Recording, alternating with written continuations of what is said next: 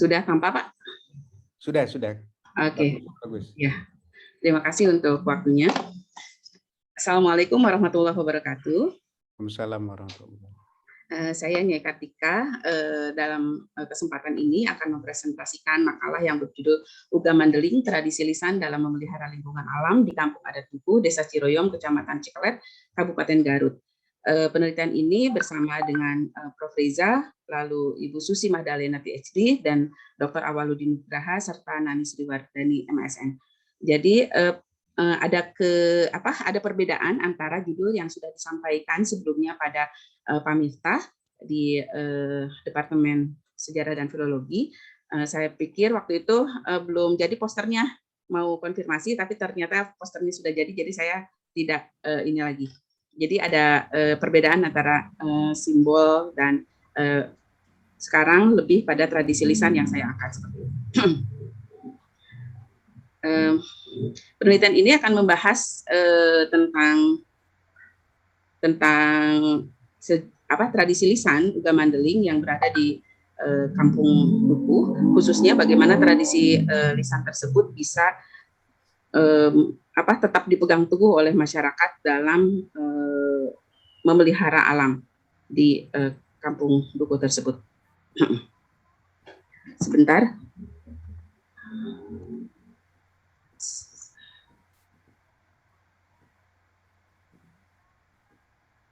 Bentar, Pak.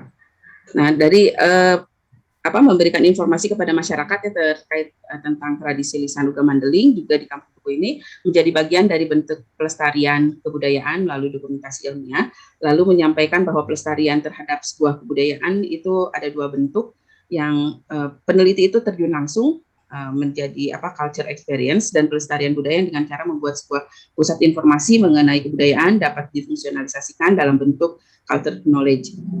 Berikutnya, tradisi lisan ini adalah sebagai proses penyampaian secara lisan unsur-unsur lisan yang terdiri biasanya itu turun-temurun, sehingga tidak hanya terbatas pada unsur verbal atau fakti verbal, tetapi juga non-verbal. Jadi dari tingkah laku dan sebagainya itu bisa dilihat juga ketika misalnya peneliti itu menggunakan emik ya, jadi terjun langsung pada konsep emik, terjun langsung di masyarakat kampung adat tersebut. Tradisi lisan ini juga ditulis dalam manuskrip, tapi memang salinannya yang yang masih ada di Kampung Dukuh, karena kampung adat Dukuh sendiri itu sudah beberapa kali mengalami kebakaran dari sejak 1949, lalu tahun berikutnya saya kurang tahu, lupa, terus 2006 sampai dan ada 2014 atau 2011, jadi ada 4 kali kebakaran. Nah, keberadaan naskah sebagai tradisi tulis ini mencerminkan tingginya budaya berpikir dalam pencapaian bidang seni rupa juga pada zamannya, ini menurut Adi Sasmito. Lalu tradisi lisan juga dapat menjadi media pendidikan ilmu sosial dalam masyarakat. Setidaknya ada 2 hal, yaitu yang sesuai dengan dasar manusia merupakan makhluk edukandum yang dapat dididik dan mendapat pendidikan sejak dini. Ini tradisi lisan dapat menjadi proses transmisi nilai-nilai sosial yang ada di masyarakat, itu menjadi hiburan, pendidikan, mengenang masa lalu, solidaritas juga, kebersamaan, pengendalian sosial, fungsi protes, kritik sosial, dan fungsi religiusitas. Ini menurut Utomo. Di dalam Undang-Undang Republik Indonesia Nomor 5 Tahun 2017 pun itu diungkapkan tentang objek penelitian, OPK, objek pemajuan kebudayaan, salah satunya adalah tradisi lisan. Di pasal 5 mengenai tradisi lisan menyatakan bahwa tradisi lisan itu merupakan turunan yang diwariskan secara turun-temurun oleh masyarakat, antara lain sejarah lisan, dongeng, pantun, cerita rakyat,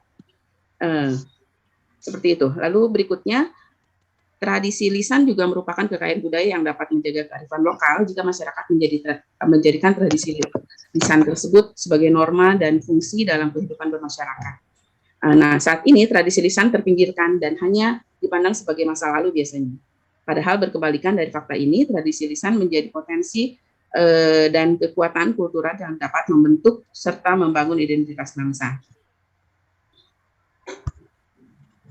Metode yang dilakukan adalah metode sejarah, yang tahapannya sudah diketahui, yaitu ada 4, ya, heuristik, kritik, interpretasi, dan historiografi.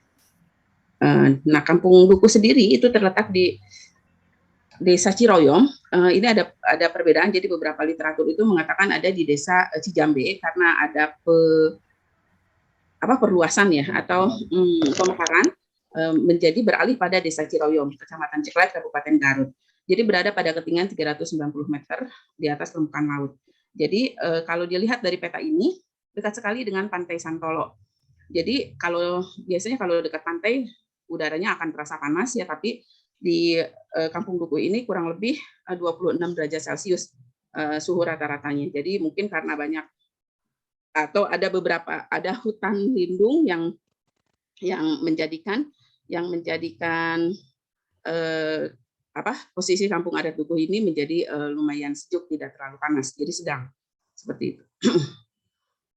Kampung Dukuh ini luasnya kurang lebih 5 hektar dengan suhu udara tadi 26 derajat Celcius.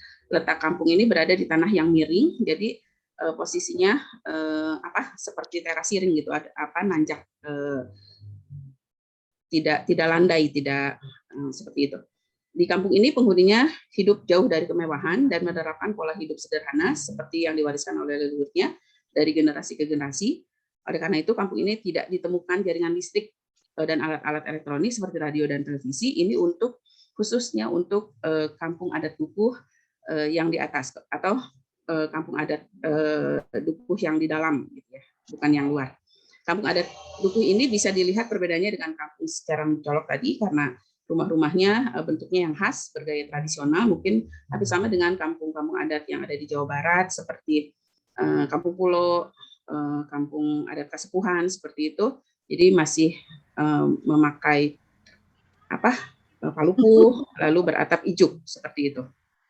Penghuninya juga dilarang menyimpan barang mewah. Jadi mereka kalau yang di Kampung Adat Dukuh yang di atas itu atau di atas itu di Tonggoh itu biasanya tidak mempunyai ranjang atau tempat tidur dipan gitu ya, tapi alat tidurnya beralaskan tikar. Astagfirullahaladzim, itu saja barangkali banyak masyarakat kurangnya Kampung Dukuh.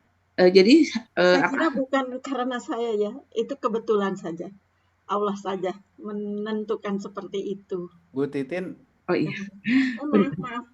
Masyarakat Kampung Dukuh homogeni dan hidup terpencil dari keramaian kota dan perkampungan lain. Menurut tradisi yang masih hidup sampai sekarang, masyarakat Kampung Dukuh sangat mematuhi kasauran karuhun atau nasihat leluhur. Nasihat ini menganjurkan hidup sederhana, sopan santun, tidak berlebihan, dan tidak mengejar kesenangan duniawi. Serta tetap memegang prinsip kebersamaan. Selain itu ada adat atau tabu larangan yang tetap dipegang. Sehingga pola kampung dan kebiasaan-kebiasaan sehari-hari tetap terjaga. Kemudian peranan kuncen sebagai pemimpin non formal dianggap sebagai pelindung adat istiadat yang kewibawaannya sangat berpengaruh. Kalau untuk bangunan rumah ini ada 3 bagian, ada tepas, dapur, dan gudang atau goah seperti itu. Nah, untuk penelitian yang berkaitan dengan arsitektur bangunan ini memang didalami oleh Ibu Nani Sriwardani yang merupakan anggota dari penelitian ini juga. Saya tidak akan membahas tentang bentuk bangunan ini. Lebih pada tradisi lisan yang berkembang di masyarakat. Nama Dukuh itu diambil dari bahasa Sunda yang artinya kukuh, patuh, teguh dalam mempertahankan apa yang jadi miliknya, atau taat dan sangat patuh dalam menjalankan tradisi nenek moyangnya. Nah, menurut penuturan dari Bapak Lukman sebagai kuncennya, Kampung Dukuh itu berasal dari padukuhan, atau dukuh itu sama dengan calik, sama dengan duduk. Jadi padukuhan itu pangcalikan atau tempat bermukim.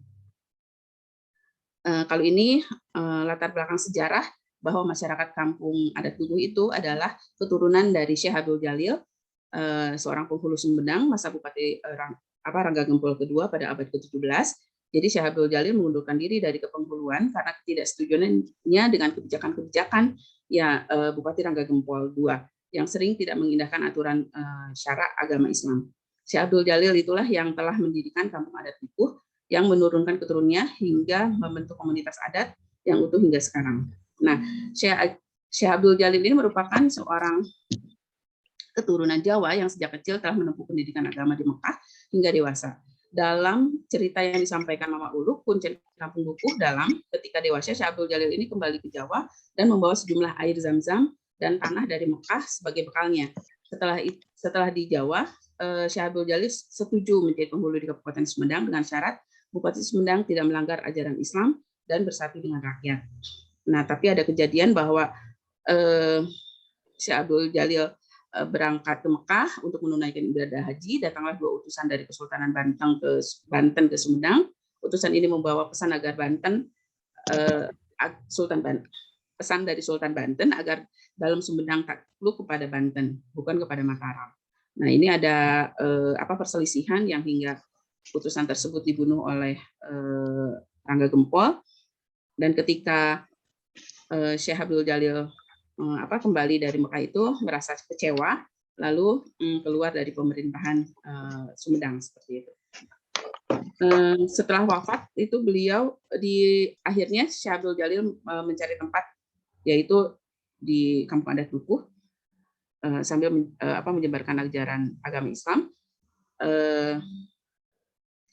Setelah wafat beliau dimakamkan di Kampung Dukuh, makamnya sangat dikeramatkan, hanya pada hari Sabtu saja makam itu bisa dibuka dan dikunjungi. Hutan yang rimbun di sekitar makam pun dilarang untuk ditebang, apalagi dirusak menjadi hutan larangan. Setelah wafatnya Syekh Abdul Jalil, masyarakat Kampung Dukuh dalam dipimpin oleh tokoh masyarakat yang disebut dengan julukan Kuncen. Calon pengganti Kuncen itu tidak pernah direncanakan secara khusus, namun harus berjenis kelamin laki-laki. Menurut Mama Ulu, terpilihnya seorang Kuncen merupakan sebuah rangkaian rahasia ilahi sebagai sebuah proses perjalanan. Jadi yang mendapatkan wangsit uga seperti itu. Nah, tradisi ini sudah menjadi amanat turun-temurun dari Karuhun. Ada 3 di desa di Kampung Dukuh ini. Ada 3 yaitu pacaduan larangan di kampung adat, yakni pacaduan kampung atau larangan kampung, pacaduan makom larangan makam, dan pacaduan leuweung larangan hutan. Larangan kampung mengatur bentuk rumah dan isinya, lalu larangan makam mengatur tata cara ziarah ke makam keramat, sementara larangan hutan mengatur pemeliharaan dan pelestarian hutan di lingkungan sekitar makam keramat.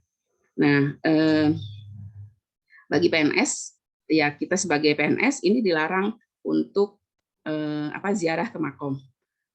Itu salah satu larangan PNS, itu tidak boleh masuk pada makom, itu juga menarik.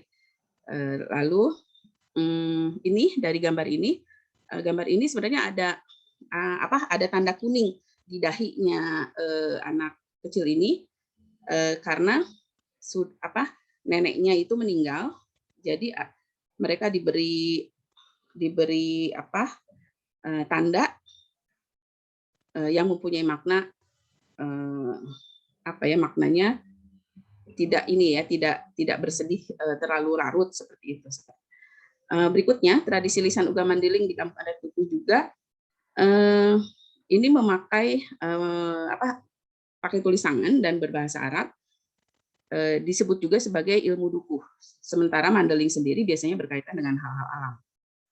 Ini bunyi dari uga mandeling sebagai berikut. Maaf kalau bahasa Sundanya tidak tepat. Dukuh matuh dayeuh maneh nya bumi sarangka eling sarangka bumi cahaya janget meunang ngagugula nya taneuh meunang nyucikeun kiai saurna dati mas demang panalang sastra ulah weruh tanpa guru guru silam ing manusa dinasa Jawa gunung lindung panglindungan gunung beber pangbeberan dan seterusnya. Artinya mungkin saya agak tidak letterlek yang harus sesuai dengan kaidah filologi. Kaidah linguistik yang harus kata per kata. Jadi ini secara global dan ini juga mungkin ada kesalahan interpretasi dari saya. Nanti mohon dikoreksi. Jadi yang pertama ini uga mandeling ini merupakan ilmu hirup atau sewekutu Kampung Dukuh khususnya umumnya kepada kita semua bahwa dukuh bermakna dunia tempat ikhtiar, proses atau wadah sarangka menuju tempat sejati di bumi cahaya. Jadi kita sampai kepada makom cahaya jika kehidupan di dunia senantiasa taat aturan Sang Pencipta. Arti dari ulah weruh tanpa guru, saya menginterpretasikan secara keseluruhan, bukan interpretasi yang berdasarkan ini filolog mungkin.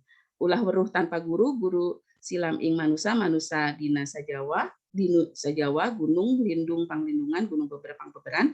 Ini memiliki pengertian tidak ada ulah weruh tanpa guru, guru silam ing manusa, manusa dina sajawa. Ini memiliki pengertian tidak ada pengetahuan yang hadir sebentar. Dari manusia dari masa lalu. Manusia Jawa dapat diartikan sebagai leluhur atau pengetahuan yang diwariskan leluhur. Jadi gunung lindung panglindungan ini diartikan bahwa gunung yang terlindung memberikan perlindungan, sementara gunung yang membentang memberikan penjelasan atau pembelajaran. Gunung di sini berkaitan dengan alam. Jika dirunut, maka paragraf ini menjelaskan tentang pembelajaran terkait alam yang diwariskan oleh leluhur atau manusia yang terdahulu. Jadi kan mereka memberikan pengetahuan tradisional itu selalu melalui tradisi lisan. Jadi disampaikan secara lisan pada generasi ke generasi berikutnya. Nah, keberadaan Kampung Dukuh yang berada di pedalaman Garut ini jauh dari pemukiman masyarakat perkotaan, memang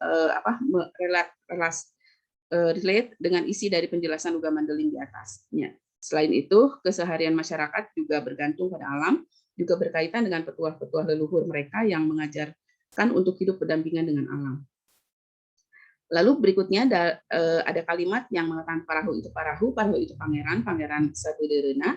Perahu di sini merupakan alat transportasi yang membawa orang ke berbagai tempat, sementara kalimat perahu itu pangeran, pangeran Sabederena itu menandakan bahwa kemanapun kita pergi harus tetap ingat ajaran Sang Pencipta, karena Allah Subhanahu Wa Taala ada di mana-mana dan ada dimanapun kita berada.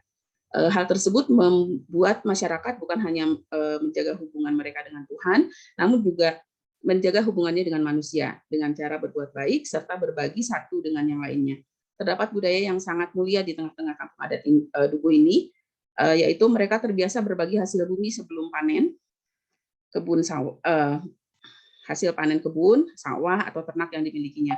Jadi warga memiliki pantangan untuk memanen dan menikmati hasil taninya sebelum terlebih dahulu memetik sebagian dari hasil panen dan diberikan kepada rumah adat dan kantor pemerintahan yang terdekat. Hasil panen yang masuk ke rumah adat akan diolah menjadi bagian suguhan bagi warga Kampung Dukuh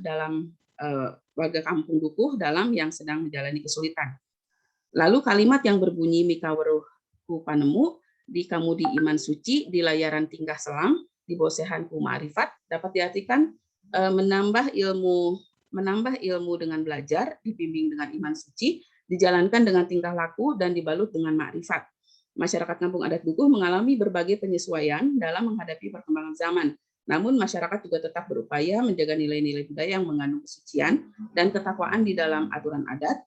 Hal ini dicerminkan dari aturan-aturan tidak tertulis yang dijalankan oleh masyarakat setempat, diantaranya ialah tidak berdagang di lingkungan kampung, tidak menggunakan aliran listrik dan barang elektronik, tidak menjadi pegawai negeri sipil, tidak membangun rumah mewah melebihi dari tetangga, dan mempertahankan nilai budaya melalui pendidikan dan pewarisan kebudayaan. Lalu aturan-aturan tersebut juga diberlakukan untuk menjaga keharmonisan dan keselarasan kehidupan masyarakat, serta menjaga kekhususan masyarakat dalam menjalankan ibadah kepada Allah Subhanahu Wa Taala. Jadi kalimat terakhir yang berbunyi kaluhur ku ashadu, ngilik-ngilik para mukti, ngilo-ngilo para kulah, nengteang para muara, nu tata larang jeung basa, ancek-pancek di muara larang jati. Mengandung arti leluhur yang taat dan memperhatikan bukti-bukti, mencari sumber yang mengatur larangan dan ucapan.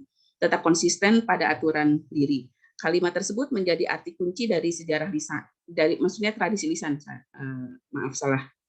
Tradisi lisan yang terkandung dalam Uga Mandeling bahwa di masyarakat Kampung Dukuh terdapat beberapa petuah-petuah leluhur yang disampaikan secara turun-temurun, yang berisi aturan dan larangan yang senantiasa dipatuhi oleh masyarakat.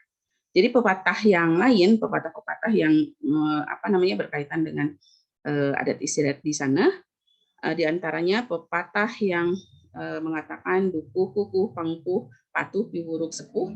Jadi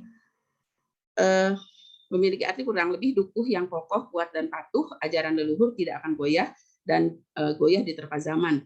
Pepatah tersebut mengajarkan bahwa masyarakat harus patuh ajaran leluhur agar tidak terpengaruhi dan terbawa oleh arus zaman yang buruk.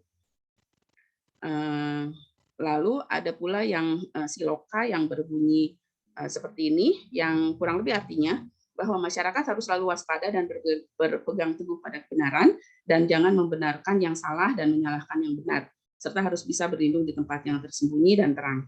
Dukuh bakal ngadeg aturan, dukuh bakal ngahiji jeung pamarentah.